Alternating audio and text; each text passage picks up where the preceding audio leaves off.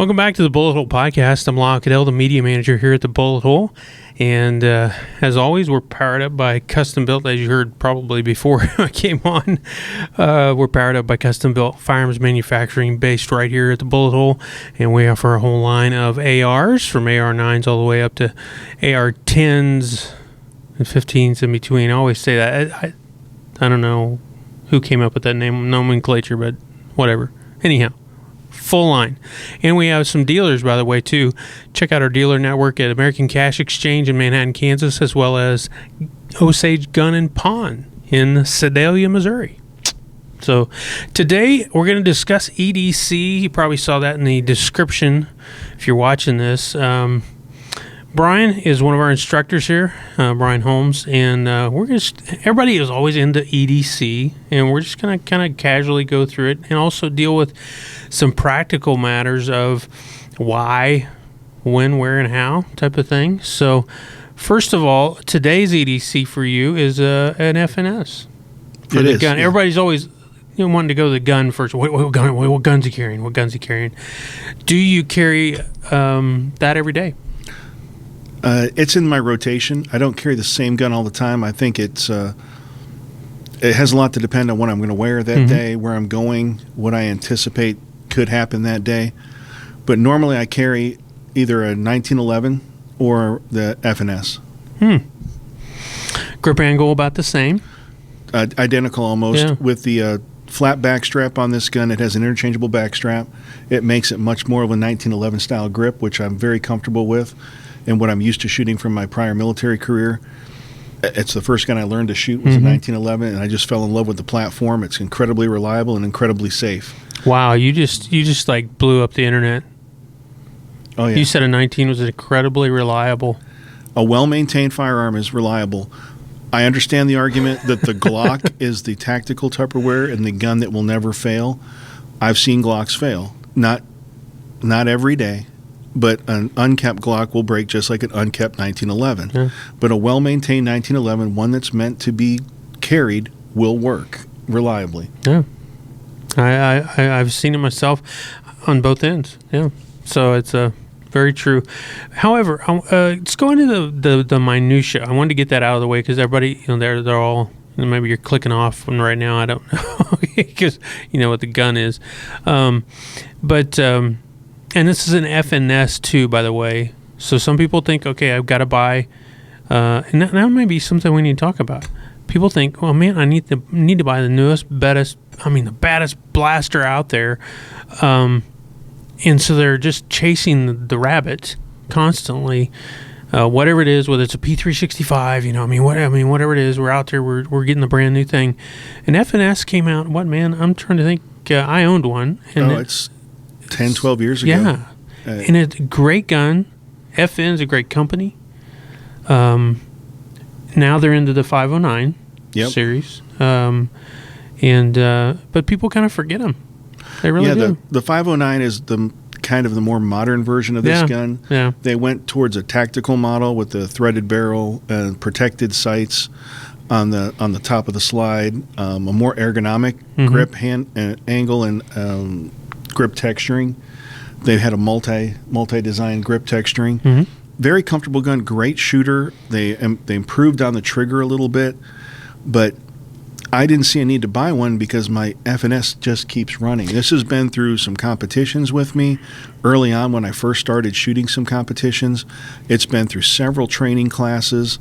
The gun has yet to fail. There's a 25,000 round guarantee on the barrel from the manufacturer. Yeah. It's the same process they use to manufacture their rifle barrels. They make their pistol barrels. It's an incredible lockup. The system is very accurate. It's very reliable striker-fired gun. Mine has the manual safety on it. When it came out, it was the NRA Gun of the Year.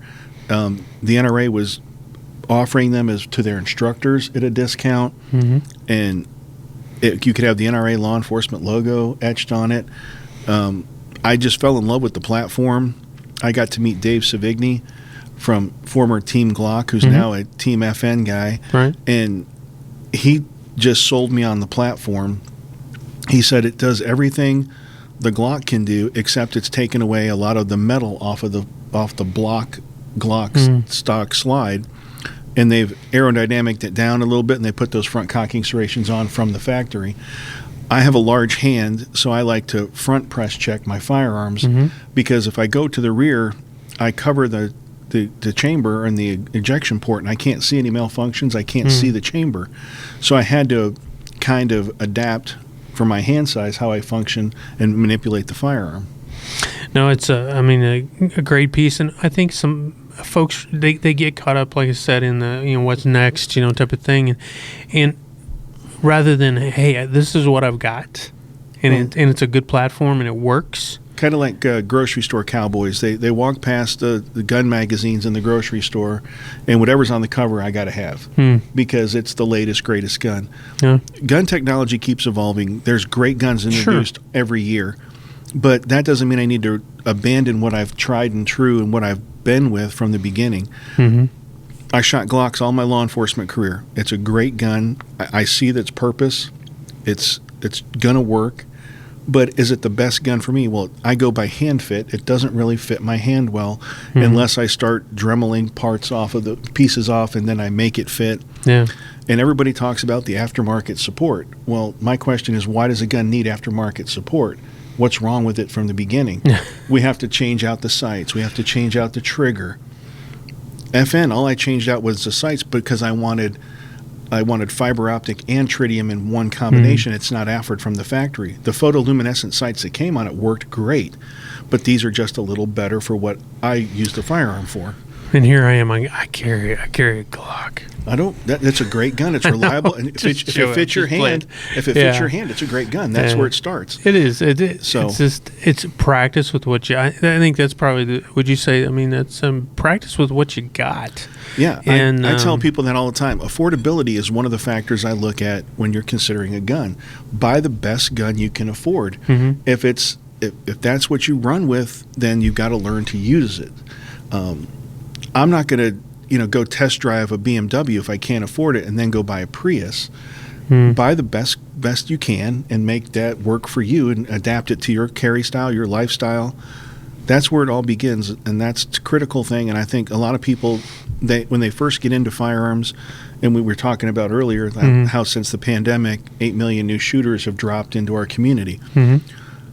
A lot of them have listened to their friends and neighbors or loved ones who told them, well, you got to have a Springfield because that's the greatest gun. And that's great. It might be the best gun for your friend, neighbor, or loved one, but it might not be the best gun for you.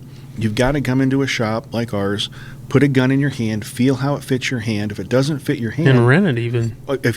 We have a large rental fleet. Rent a firearm and shoot it. Try it before you buy it. Brand new guns can't do that. Everybody knows that. It becomes a used gun if you shoot it. So use the rental fleet to your advantage.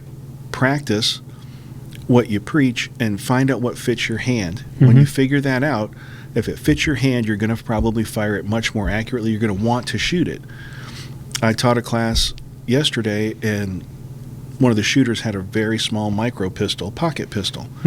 And she did okay with it, but I told her, let's try this bigger gun. I let her shoot mine. I let her shoot another gun a student had with that student's permission. They allowed it because gun people were generous like that. You can shoot my gun. Where it's already dirty, you might as well.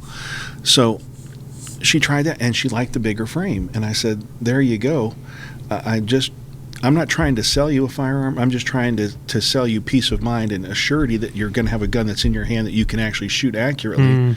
Because ultimately, if I can't hit the threat or the target, I'm not going to have very much fun with that firearm. Now, as far as that's a double stack, handgun. A lot of people are going to single stack, whether it be a Glock 43, 43X, 48, or any number of the Shield from Smith & Wesson, or the Hellcat from Springfield, or the 365 from SIG. I mean, what's your take on the bucket of bullets, as Clint Smith would say, underneath the polymer? A lot of folks are on the capacity bandwagon. They want a concealed carry gun that's tiny, but they want it to have a plethora of rounds in it.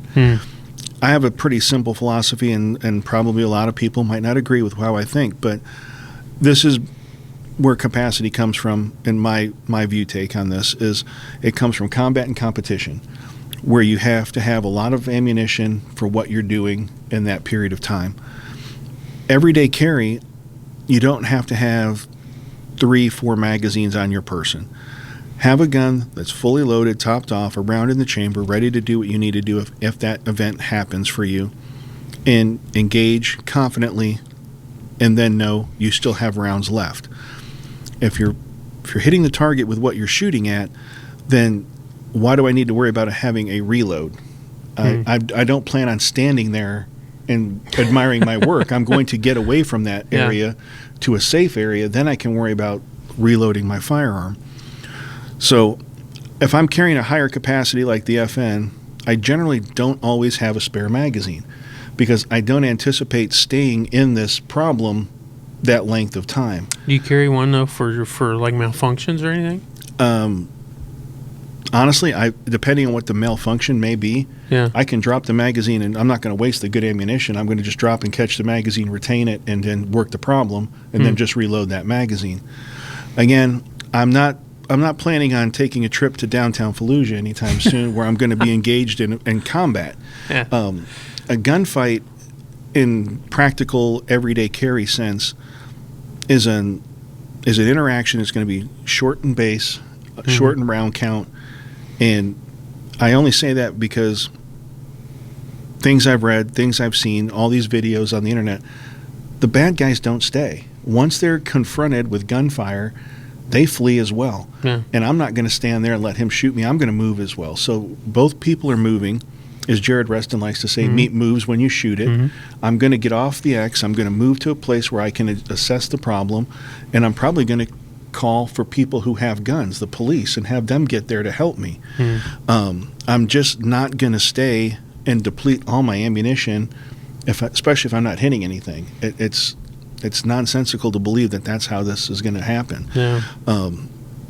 Most of it's going to happen in probably very close proximity. There's not going to be any barricades I have to defeat except their clothing. So I don't have to have 32 rounds on me to engage this person. And everybody says, well, what if there's more? I can assure you, if you and your brother Daryl and your other brother Daryl attack me and I shoot you, your two brother Daryls are fleeing. They're not going to stand there and let me shoot them. They generally trip over one another trying to get out of the room. They can't run away fast enough. And I say that because if you just watch the internet and watch YouTube, there's hundreds of videos of confrontations that have occurred, and people just flee. They're not going to stand there and try to pull their gun. It's not the Wild West. It's not a Clint Eastwood movie where they all draw and everybody gets it on. It doesn't happen like that in real-world context. And if it does, it's an anomaly. And those aren't very well publicized because I just probably haven't seen it. So I consider where I'm getting into. If I'm carrying the 1911 with a diminished capacity, I generally do carry a spare magazine, only because I don't have a lot of rounds. But again, I carry it in the 45 ACP, 230 grain hollow point that's going to engage the target, and it's going to hit like a brick doing 90. If I engage it and hit it once or twice, it's probably going to put it down and make it rethink what it was doing. And if I have to reload, I can reload. So I'm running 17 rounds, the same thing I would run in my standard 9mm. So again, why do I want to carry more 9mm? It doesn't weigh as much. It doesn't. Literally half. It just, generally speaking. I'm probably running 124 or 147 plus P. Because, again, speed creates expansion in your hollow point. True. So I want to carry something that's going to expand in that hollow point. But it's all based on, again, what I anticipate I'm going to run into. And you can't anticipate an attack. But, again, I train in context. I'm 6'1", 300 pounds. I'm not the guy in the Target parking lot that guy's going to look at and say, yeah, that's the guy I want to jump on. So I'm training in the context that I may have to defend others. And I look at I'm going to be the guy who may have to stop the attack in the Target parking lot of someone trying to be abducted or assaulted. And once I intervene, again, size is a deterrent. They're probably going to flee because I'm going to show aggression and want to move and involve myself in that confrontation. So, again, the firearm is just the tool. I want the best tool that I can shoot accurately. I can shoot this pretty quick, pretty accurate. It does everything I want to do. It's been super reliable for me in every application I've put it in. I can probably count the number of times it's malfunctioned on one hand, and I can't even really give you a good time when it actually happened. With quality ammunition and you hold on to the firearm, it just works. Yeah. And it goes for most striker-fired weapons today or hammer-fired. Same thing. Next segment, I want to get into the rest of the minutia of your stuff. Yeah. Here. So we'll be back right after this.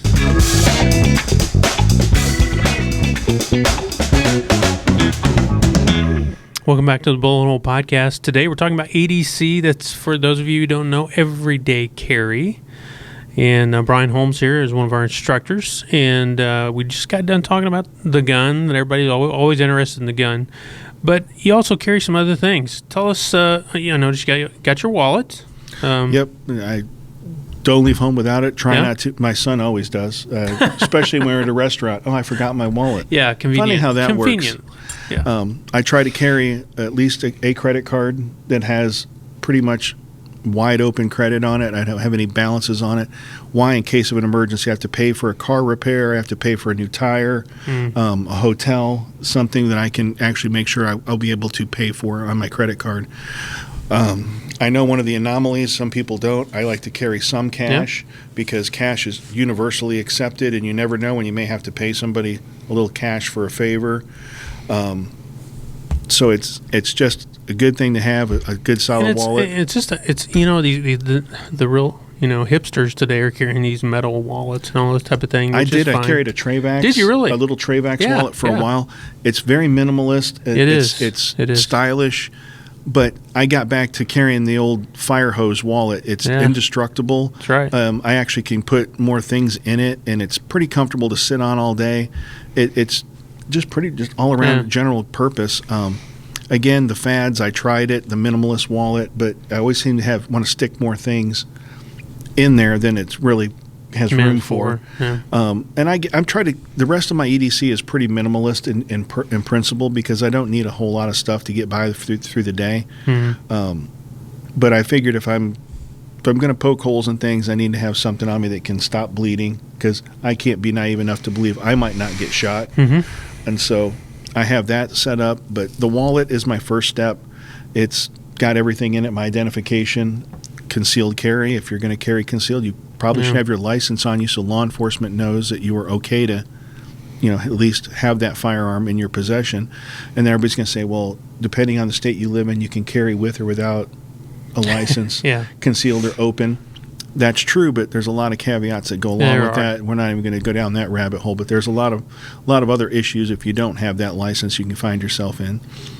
Next thing you probably always are going to find on me is a blade of some type, if not two. One is none, two is one kind of concept. Military right there. I normally have a small fixed blade, not anything that's supersized. It's less than probably 3 inches or less because you can't beat a fixed blade for bringing it into a confrontation up close and personal. Today I just didn't put one on. I just kind of felt I was going to do some errands and then come back home and probably not going to need anything that extravagant. But I run a Microtech auto opener out the front, OTF. Just because it's very simple one-handed operation. I don't have to commit both hands to a task, and I can also close it just as easy with one hand. Comes with a carbide tip on the end for glass breaking. In case I need to extract myself from a vehicle, I can cut my seatbelt and break the window to get out. I can also utilize it to get into a vehicle. It happened right in front of me when I was going home about a year ago. Car accident at a major intersection right in front of me. Airbag deployment and everything. I run over. I can't get the driver's window open. I popped it with the glass breaker, reached in, cut her seatbelt, and popped the airbag, and everything deflated. And she was just had the big deer in the headlights look. And I'm like, "Are you okay?" And she's like, "Oh my God!" And I'm, "Oh yeah, you were in a car accident. Or are you okay?" And so I could at least talk to her through the door, but I couldn't get the door open. It was just jammed so bad. But she was okay. I just told her to sit tight, relax. Fire department's coming, police are coming, we'll get you out of the vehicle, just give it a second. And then I went over and checked on the other driver, and they were, luckily good as well. But it just, you never know when you may need a sharp knife, and a knife that has those little simple tools on it, and that's nothing more than a deep pocket clip, a sharp blade, and a carbide tip to take care of glass, just to help somebody else. And it also can be an impact object. Oh yeah, if you had to strike at somebody who is up close with just the blunt end of it, it can cause blunt force trauma, which is the major cause of death in every year anyway. Yeah. So it's a great two-way tool that does a lot of things, and I like versatility. I generally carry some size of flashlight. I have probably 5 or 6 in my fleet that I change around, from a Streamlight Stylist to a mini Surefire that's powered off a AAA battery, it's a good little carry light that's tiny, to an Olight baton. It really just depends on what I'm going, what I grab that day. Today I just happened to grab my Streamlight. It's real bright. It's got a tail cap activation. It's got a couple settings, strobe feature. Does everything I need it to do. But ultimately, all it really has to do is illuminate the threat. I carry Streamlight myself, a Protect. What is it? A 2? Yeah, Protect 2, I think. What is this crazy thing? I have 3 of them actually. It's a Protect 1L. I got the 2L. AAA. So mine's just a little. If we want to compare size, just a. But ultimately, all it does is illuminate things, so I can identify it. I've found, of all the items that I carry, EDC, this is probably in my knife. I mean, like, indispensable. If you were to drop me off on an island or whatever, I mean, the batteries are only going to last so long, but there's other things we can do with that to create fire and all kinds of things. I tell people that all the time. If I only had 2 things I really needed, it's my flashlight and my knife. Yeah, absolutely. Because I can do so much with both. Yeah. We went to a restaurant the other night, and it was so dark in there, I pulled my flashlight out so I could read the menu. Yeah. And my wife was like, comes in handy, doesn't it? I said, I'm telling you, you just never know when you're going to need it. I'm like, is it because the food's so bad they don't want us to see it, or is this supposed to be the atmosphere? Yeah. But it's like eating in a cave. I was like, come on now. I got to be able to see something. And my wife is the same way. She'll ask me to use mine and stuff, and it's hilarious. Do you have your flashlight? Do you have your flashlight? And it's all the time in use, and so. But love Streamlight. Surefire's good too, and I've never tried Olight. I'm kind of only a fan because it's rechargeable. Yeah. So and it comes off a USB port in your computer. You can plug it in and charge off that. So it's a pretty functional light. It's pretty durable. I've tried their Valkyrie weapons light. I've tried their baton. It's a small, crazy bright flashlight. Yeah. My wife uses the one that's about that size. I can't remember the nomenclature. Forgive me, Olight. Yeah. I just can't remember numbers as well as I used to. She uses that when she walks the dogs, and it throws off a ridiculous amount of light. But she likes to light up when cars are starting to come so they can see her walking, right? Just to make sure they understand where she is. Because the dogs she walks are 2 black German Shepherds. You can't see them, especially at night. So. She wants to make sure that she can be seen. And so she uses that as her primary, carry light when she's out and about. And she loves it. And I can recharge it pretty much once a month. I throw all my lights on chargers and the Olights, and they go 30 days easily. And I hardly ever use them, but I keep them charged. And so there's a lot of good product out there. Again, price point, you just have to do your homework. If you have the disposable income and want to spend the money on a Surefire, outstanding light. I can't say anything bad about it, except they are pretty expensive. But from Surefire's aspect, the light never really breaks, so they want to get your money the one time they can get it, because it's just a great product. Streamlight comes in at a little less power point, still just as rugged and durable, but they have such a wide variety of lights in their package that you can just go crazy. Spending money on flashlights. They just came out with a new one too that is going to rival the Stiletto from Surefire. So that slim line. Yeah. This year in 2021. So. I don't know how they keep coming up with new stuff like that. I mean, it's just a flashlight, but they find more ways to package it, and it's. They like to make money. Yeah. So now Burt's Bees, I carry a different brand, but a lot of guys are really into Burt's Bees. Yeah, I just. Been my experience, chapstick, you always need it. It helps keep your lips hydrated so you can at least communicate. The other thing is, in a pinch, you can help start a fire with it. That's exactly right. Little known fact. I don't have anything to start a fire with on me, but it can get ignited and help start with a fire. And if you have dry hands like I do, a lot of times, and of course right now we're in this pandemic and dealing with a lot of hand sanitizers and stuff that dry out our hands, and you get maybe a crack like I do today. In fact, I've got one on the top of my knuckle right there. Put a little chapstick on it and you're good to go. In the fire, I mean, there's just a multitude of reasons to be carrying chapstick. It isn't just the sexy thing. No, it's a functional thing. The other thing I keep in my pocket pretty much every day, it's a Med Superstore First Responder rebreather. I can pull that out, drop it in somebody's mouth, do CPR, and not have to worry about getting any kind of diseases or blowback when they start to vomit. If anybody's actually done CPR on a person, happens quite a bit. So it's a great thing to just keep in my pocket. It takes up really no space at all every day, and I just drop it right in there. Those are the three things that come right off the top of the dresser. Then the wallet goes in last, so I know I'm ready to go. This flashlight usually stays in my vehicle, and I put it on in the vehicle. Really? I've got a nightstand flashlight, and I've got a weapons-mounted light I dedicate strictly, and that's the Olight Valkyrie. I clip it on, clip it off every day for the nightstand gun. And then I have a handheld Surefire that I keep by the side of the bed that I used to wear in law enforcement. So that's my home defense package, and then I leave this in the vehicle for just in case I need it and I want to throw it on. So like I said, if I don't grab one of the other ones at the house, I always have at least two in my vehicle for that purpose. So it sounds like I have a lot of gear. I'm really not one of those guys, but it helps to have a choice depending on what you have to do. And the stylist, I love when I have to wear more dress clothes and suits because it doesn't weigh a ton. But I still have a very nice flashlight to do the work with if I have to in that environment. Always have my phone.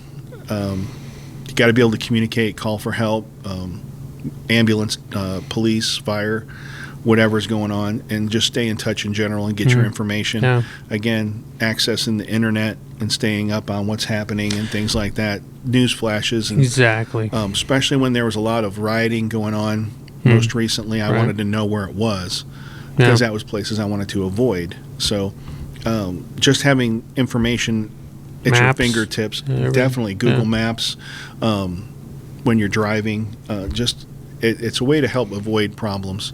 Where's construction and things like that. So I love the instant information that the phone provides. And then lastly, what you'll most always find me wearing is my ankle fac. Very low profile. It goes down around your ankle. What brand is this, by the way? I think this is Dark Angel Medical. It has a tourniquet, gloves, pressure pack, and gauze. So you've got a bandage and gauze and your tourniquet. I think there's gloves in one of the pouches as you pull it out, but mainly if I'm pulling this out, it's for me. And I'm not worried about my own blood. I'm just worried about stopping it in a hurry. So it's a way to have it readily available and easy to get. This one is I changed out with the better one. It's a bright orange, so EMTs would know that I have a tourniquet on me when I need it. Some people like to wear the dark blacks or the blue trainer is what it's designed to be as a trainer. What I like the cats. They're very easy to use and simple to learn how to use. But what you'll find is there's some imitations on the internet. True. And when you buy those and you start to work with it, they break. That windlass is that windlass is just it snaps because it's not quality. And you get what you pay for. And I like Dark Angel is a combat vet. He understands emergency medicine, and they make such great products built around it. North American Rescue, another great company, is this actually might be a combination. Some Dark Angel gear inside of North American collaboration, with them. There's good things out there, but if you're going to carry a firearm daily, you got to anticipate you're going to get injured, and you've got to be able to stop your own bleeding because that's critical. Stop the Bleed class too. I mean, I went through Stop the Bleed and through some other classes. If I guess I carry 3 cats. Let's see, generally every day in my truck I'll have access to 3 cats, and then on my person I carry in my EDC bag is a cat, and then on my person I carry a rats due to the fact I'm around children. And so, if anybody knows anything about these do not fit well around small arms or small legs. They just don't do that. Or a rat's tourniquet. I know there's a lot of people get all worked up and hot and bothered because the rat's this and the rat's that. But I found it to work very fine. And in fact, I used that rat's tourniquet in a Stop the Bleed class with a combat medic who had been, through it with Special Forces. And that was who taught my Stop the Bleed class. And he uses both cat and rats. And it will do the job and cut off, the pulse. And he said he's seen it actually work in combat. Yeah. And so, it's a great tourniquet. It's very simple to use as well. Actually, if we were doing this outside, I'd show you the door panels of my truck. I have a cat and a rat sitting next to 2 sets of handcuffs in my door, and next to a Streamlight Scorpion. So I've got a flashlight and gear right in the door. My passenger side driver's door has 2 trauma kits packed into the pocket that have tourniquets and all the tactical tourniquets and gauze, quick clot, everything is in there. And that, so it's basically 2 little blowout bags. And why do I put it on the driver's side? Because I'm normally the driver. I want it to be accessible to me. Also mounted on my driver's panel is a dual magazine pouch, so I can drop 2 extra magazines in my truck door to engage if I get back to my vehicle. So it's not like I didn't plan for a mass tragedy happening in my presence. This is just to get me back to the vehicle so I can rearm and re-ammo there. A lot of people say the handgun's meant to fight back to your rifle that you should have had to begin with. Well, yes, we can't carry rifles in Walmart, so we don't do it. But I don't also always keep a rifle in my truck either, because I'm not going to arm somebody else who can just break the glass and take it. So unless you can secure it, I don't keep it in the vehicle. If they get my ammunition or they get a pair of handcuffs, you can still go buy those yourself. It's nothing that's sensitive that they can't steal. But they might have fun getting out of those handcuffs. Yeah. So I try to think ahead. If I can get back to my vehicle, that's what I'm going to resupply myself and get me more equipment to do what I need to do. So that's probably pretty much everything I carry every day. Now, we're not talking about the holster or the belt, which is the most essential part of your carry gear, a solid belt to support the holster and the weight of your firearm. But I carry a lot of different belts. I wear Next belt. I wear 511, Blue Force gear. Yeah, good stuff. Whatever does the job for you, that's great. But you can't wear a really cheap belt and expect it to be able to sustain the weight of a holster and a firearm. And we sell stuff here in the store, like from the Gaboran belt. I think that's how it's said. From Mission Spec, and then Versa Carry. I think we have some leather stuff over there too that are purpose built. I think that's what people you would probably say is get something that's purpose built, that's designed for carrying a firearm. That's not, because over time, as you sit and your body flexes and moves, as you sit, stand, walk, run, squat, all these daily functions, you got to have a belt that will support the weight of the firearm and the holster. And you need a holster that's truly made for your firearm. And when you start looking at holsters, a universal holster is not probably the best idea. There's a lot of companies out there that make them. I'm not saying one's better than the other, one's bad. I just want you to understand the concept of a holster that's made for your firearm is going to keep that gun more secure and keep it on your person in case something was to happen. We all understand that you're more probably going to find yourself into a physical confrontation more than a gunfight. That's what's realistically going to happen. So if we're rolling around on the ground, I don't want my gun to fall out. And now he has access to it. I want to have that gun secured to my person, and I know if I'm running and like out jogging and I trip and fall, my gun's just not going to bounce across the concrete parking lot or on the running trail. that's not a good holster. What do you generally use for that one? I'm running a Kydex right now. I can't remember who made it, but it's a solid Kydex. It pops, and so it really locks it in, but it's got enough retention. I can hang it upside down and shake the holster. It's a very secure fit, and it's excellent for everything I need it to. Now I have another one that has a light bearing, so I can drop that in with a light on it if I choose to. Everybody says, well, you're not carrying a weapons light. That, to me, it's very difficult to conceal a full-size gun. I'm running a 4-inch barrel, so it's a 4-inch gun or a medium-sized firearm. But I start sticking that with a weapons light in my pants. A lot of people like to run appendix carry. Yeah. It's a fast way to carry a gun. It's right there. But I'm not built for appendix carry. I'm not a really lean and thin fella. So I like to carry on my hip where I've carried it my whole career. So I draw from that spot. The gun is it's instinctively there when I go to grab for it.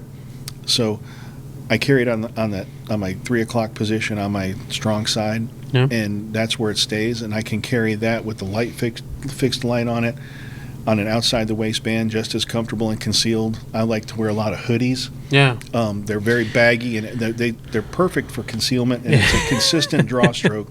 We had a discussion the other day about carry garments and cover garments and things like that, and one of the instructors was wearing a zip-up jacket, and he fixes his jacket around so when he draws his gun, it works great, and he does that for him, and that's his style.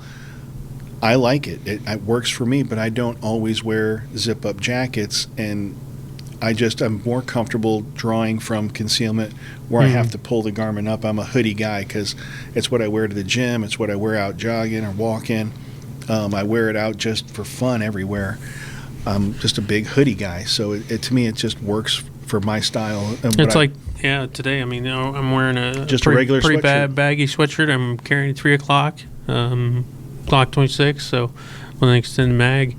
And I carry there quite a bit at 3 o'clock, but I also do an appendix. I do like the quickness of appendix, but the thing is, there's really not a lot of difference from appendix to a 3 o'clock position.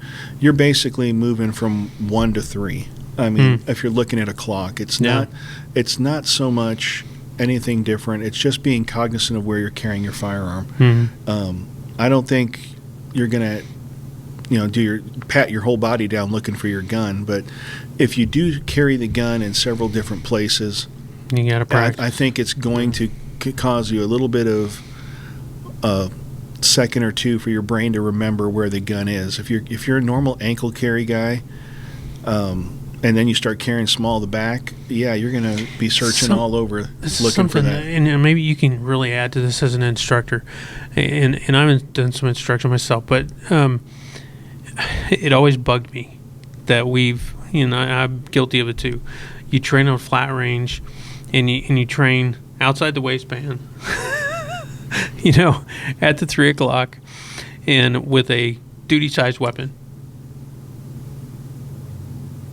And so I always kind of sat and thought about that, and I've had the opportunity to train with others, different instructors and stuff too, that have allowed you to train as you carry, like a pistol 2 class or a pistol 3. You may do that with your pistol 3 class, or do you allow them to carry a pistol 2? Yep. Once you take the pistol 1, we move to pistol 2, and we start working on the draw stroke. We do a lot of empty gun draws. Yeah. So I get to see how you function with your firearm and how you manipulate and handle your weapon. Once you complete that class, when we go to the third level, the fighting pistol class, then we start incorporating movement in the draw strokes with the live guns, doing a lot more of that. So it's a building block process, but I also want to make sure I'm confident in your skill set. Yes. Because too many people get caught up in the drill, and they start having that trigger finger move and get too near the trigger way too early. If you start the process from the beginning, and the trigger doesn't get touched or tactile touched by a finger until those sights are on target. Once the gun is leveled and on target, then you can start your trigger press. You can initiate that break, taking up the take up, prepping that trigger to the wall, and then pressing through. But there's no other time that needs to be touched.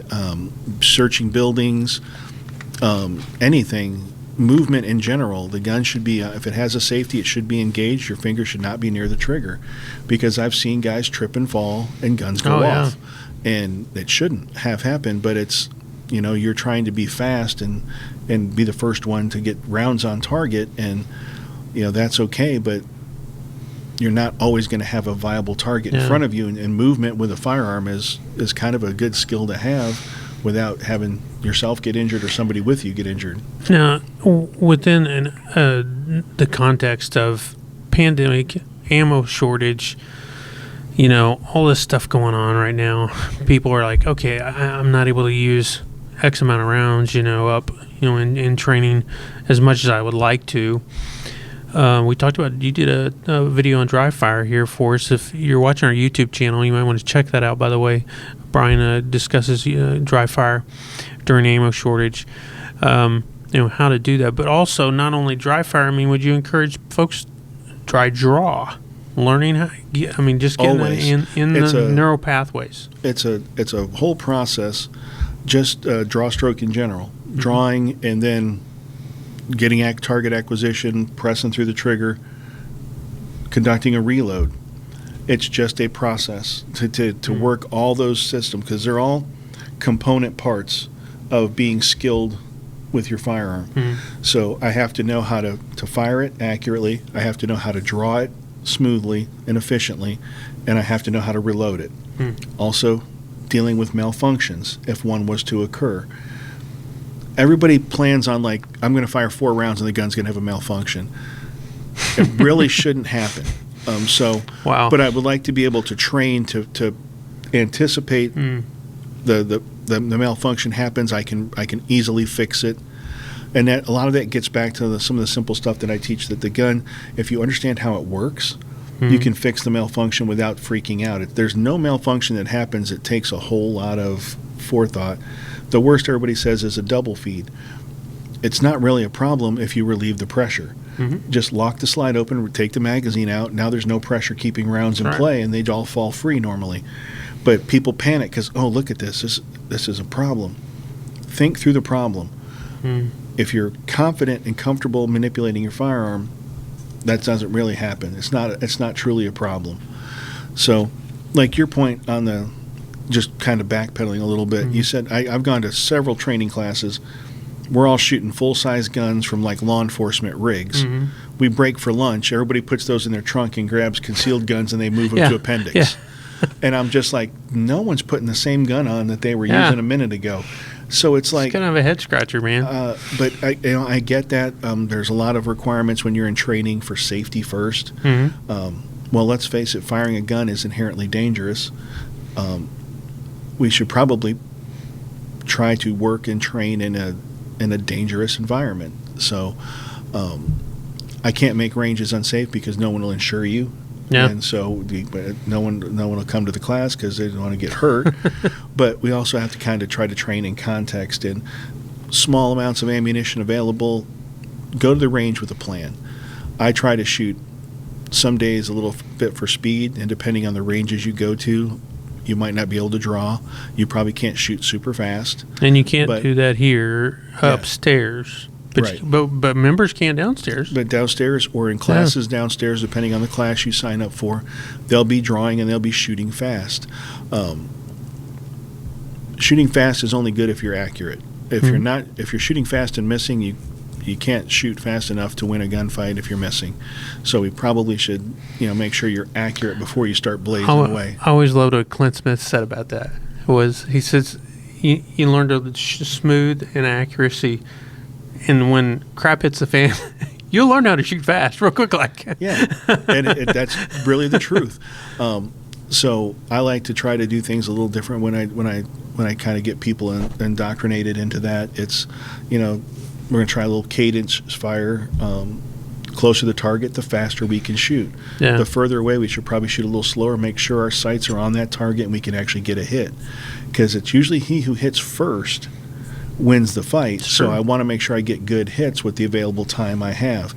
So again, I'm not going to sit here and say we need to dump 20 rounds on a target really fast. That looks good for YouTube. It's really cool how fast you can reload your gun and how fast you can draw and shoot a target. But again, that's more for show. That target's not trying to shoot back. I'd like to see these instructors do that force on force, where the guy you're drawing against is going to put a bullet back on you, and you're both going to feel some pain.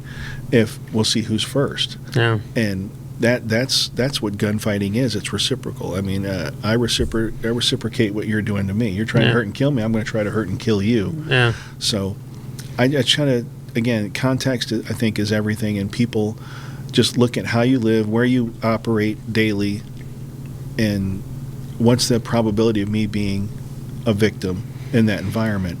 If your self-assessment is honest and it's a high probability, maybe you should carry some capacity because you may have to try to survive longer so the police can get there to help you. If you're in a rural environment, you're out in the country and that's where you live, and help's a little ways away, you may have to be able to sustain yourself longer until law enforcement can get there to help you. So put it into context. Be really honest with yourself. I like to go, like I said, to the range with a plan. I shoot. I'll put up a target. I'll put a Post-it note on it or a 3x5 card, and I'll shoot 3x5 cards to the chest and Post-it notes to the head. Why? Because again, it's more difficult to be accurate. But if I can become consistently accurate under those conditions, I can probably do it under stress. Yeah. And that small margin of error that can occur, it's unforgiving on a 3x5 card. Your skill sets, even up close, people think it's easy to shoot accurately up close. It really isn't when you're trying to be very efficient on a Post-it note and things like that. Dot torture, I've used that for years. Greatest drill I think ever invented. Yeah. Honestly, it's an honest assessment of skills. Green did a good job. And my friend Donovan at Point One Tactics, I got a chance to train with him, and he does a lot of things. It's got to be repetitive, not just a one-time lucky. You got to be able to do it at least twice in a row. Consistency is what he said. That's a skill set, and I think that's no more true than anything that you learn in firearms. Is consistency is everything. If I can't repeat it, then it's not really a skill. It was luck. And sometimes I'd rather take the luck in a gunfight, but I'd rather rely on skill and have that skill be everything. Yeah. So you're going to be teaching some upcoming classes. I think you've got, in the month of February, you got some Pistol 1, if I remember, and Pistol 2 class. In fact, that's the first part of February. Yep. And then you'll be doing Fighting Pistol once, I think, in the latter part of... Trying to get everybody at least up to that, where they can take those prerequisites out of the way and then try to do the Fighting Pistol class. If you're in even a competitive shooter and you just want to work on your footwork, work on your movement and engaging multiple targets, that's kind of what the Fighting Pistol is designed to do. It addresses those stigmas that are out there that people think about. There's going to be 5 guys jumping me. Yeah. So, and people concerned about round count again. I mean, here we are in the middle of ammo apocalypse and the pandemic and all this other business. Your round counts for your classes, where are you running at? 100, 150 in those classes. So it's not super. Not super. You're not going to need 500 rounds for 3 hours. No. Yeah. To me, those classes are all-day classes, and you're shooting specific drills. And I like the drills I incorporate. I try to give you the why, because I want you to understand what we're trying to do, again, in context. We're not just going to stand in front of paper and blaze away for some, really tight shot groups. And you're also teaching concealed carry twice this month, I believe, or next month. Yes. So please get on our website. If you're looking to train with Brian, I really highly encourage it, or any of our other instructors, Greg or Luke.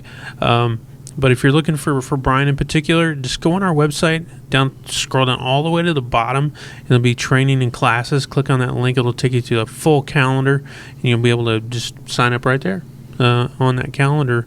Also, you can check us out on Facebook and through our events section. And you can just, boom, click and buy type of thing. Get the class description, all that. And even share it. maybe you have a friend that not everybody wants to come alone, and so get a friend and say, hey, man, would you take this class with me? It's like a Pistol 1 class or whatever, down the bullet hole with Brian Holmes. So yeah, it makes it a lot more enjoyable when your comfort level, when you got people in the class. It becomes a lot more fun for me because I can interact with you and when you're in your comfort zone. Everything is built around comfort. I want you to be comfortable in the class. And again, it's like anything out there. Take the meat and leave the bone. If there's something I'm putting out that you don't agree with, you don't have to take it as gospel. You don't have to add it into anything other than just take it as a grain of salt from somebody who's done a couple things here and there. Yeah. I'm not saying I have the most outstanding instructor resume by any means. I'm not a special forces guy or anything like that, but I've done some things in law enforcement over 27 years, and and you were a military I've guy. done some things in the military, and so I've been a contractor and everything else. Yeah, so I've he has done a few things. I've been involved in some things and seen how a lot of different training is run and how people have professionally carried weapons, been paid to carry a firearm. So I can just give you some of the best stuff that I've already paid for or seen happen, and hopefully help you become better at what you do. And that's the reason I do it. I just want people to be successful when they meet that challenge. And that's really what it is. It's a challenge when you get in that confrontation. Are you more prepared than the person who's trying to hurt or kill you? That's just it. You also offer one-on-one stuff or private sessions? Yeah, I do private lessons. You can go in there and set up one of those. Yeah. Or get with Chris and just email chris@thebullet.com. And he'll get you hooked up with Brian on a private site. How many people do you have in that private session? I can do up to like 3 or 4. I try to keep it small because that way it's you get the one-on-one instruction time, and I can really drill down to the issues you're having. If you're not hitting the target where you're comfortable hitting it, you want to hit center mass and you're shooting left, right, high or low. We can really drill down on your fundamentals and get you where you need to be. And sometimes it just adjusting your grip just a little bit, or maybe it really is how the gun fits your hand, and you're not working that gun as efficiently as you like to. We can work on those things. So there's just a lot you can do in a private lesson because it's basically tailored to what your needs are. If you just want to work on draw stroke and things like that, we can do that. Efficient reloads. I'm just trying to help folks get to where they want in their journey, because hopefully we never stop walking that path. Absolutely. But I'd like to have you at least ready if the encounter comes, that you're comfortable when it happens and you're able to function. Well, man, I appreciate it. Appreciate your time today and showing us just a few toys that some would consider, but we consider them tools. Yeah. These are not toys, they're tools. And our EDC, our Everyday Carry, should be filled with tools, not toys. I would encourage you to think through, from my perspective anyhow, as a thinker, think through that. A lot more go and a lot less show. There you go. Everything Absolutely. has a purpose. It's purpose-driven. Yeah. A lot of folks just like to carry stuff because it's the newest, latest, greatest, and sexy. It got great reviews on the internet, and so that's what all the fancy guys are carrying. But find what works for you and just make it habitual. And you probably will be successful because you're going to have the things you need when you need it. You didn't get that from T-Mac, did you? Make it habitual. Oh, Pat Mac he's a crazy guy, but basic dude stuff. That's right, man. Carry what you need. If y'all don't know who we're talking about, Pat McNamara, former Delta guy, incredible dude. Great personality. Yeah, outgoing. Probably half crazy, but he tells you things and he really means it. Yeah, he does. He likes to work out, but it's not a bodybuilding routine. It is functional fitness. He's basically a run and gun guy with great marksmanship skills. Will win a gunfight, not what you're shooting at him with. I mean, he said you can shoot him with a .22 or a bazooka. If you hit him, and then they're probably going down. But if you're missing, it doesn't mean anything. So he, the interesting part that a lot of people don't realize about Pat Mac. I mean, he was Delta for I don't know how long. For a while. I mean, if you ever, hey, we're not the only podcast of truth out there. If you could listen to the Joe Rogan podcast, and I've listened to his entire podcast with Pat Mack. I mean, dude, that guy went through hell. He really did. He's broken up his body so many times and got put back together. But has University of Badassery. Yes. He's a heavy metal head, too. Yeah, he loves his heavy metal music, but he's just a real unique guy, but he totally speaks the truth about violence on others, and he wants you to be successful, and he just says you got to learn some basic dude stuff, how to be a dude. Yeah.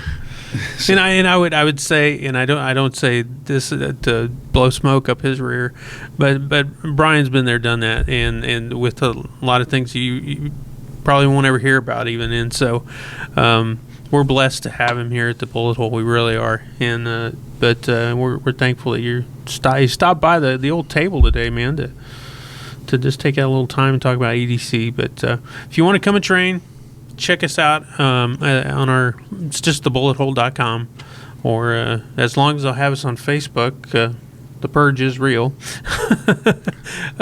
Go ahead. Slowly working their way through. Yeah, go ahead and check us out there. We're also on MeWe.com. So if you haven't heard of that, it is a social platform that we are on, MeWe.com. And so check us out over there. Check us out at our Instagram and stuff as long as we're there. And then thebullet.com.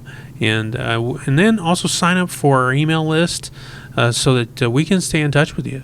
So it's getting to that point. I hate to say that. It's not being political of any way, shape, or form.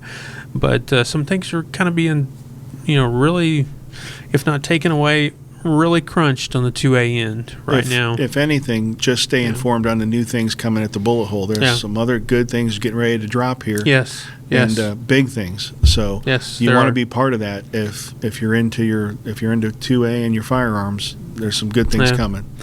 Our rifle range, people are always asking about it. They're over there literally today as we speak. They are welding on our rifle range. So we're hoping. And you'll be teaching some rifle when it gets done. AR shooting is going to be a reality here at the Bullet Hole very shortly. Yeah. And so you can bring your AKs and your ARs in and do some shooting. Yeah.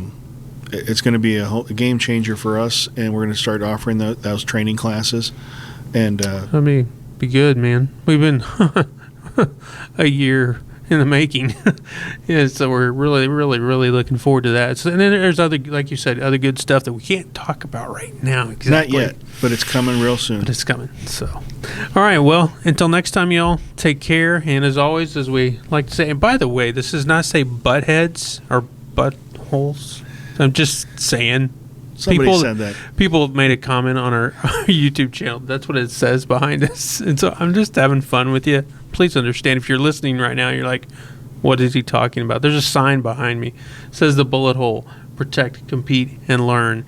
And that's the message we want to get to you. So until next time, you guys take care and come back and listen to us again. We will be in two of our future podcasts, the one with the owner of Bravo Concealment Holsters, Renee. And so I know Renee and the folks down there, and so we're getting that hooked up. And then we're going to go, Jim and I, the owner of the Bullet Hole here, we're going to go on a little road trip down to a place called Berryville, Arkansas. If anybody knows what's in Berryville, Arkansas, it is the Nighthawk plant. And so we're going to be looking forward to that. Some good things, cool things coming up, and we'll be actually with the owner. Good holsters and good guns. Yeah. Can't beat it. So we're going to have a lot of fun right here on the podcast. So until next time, y'all take care.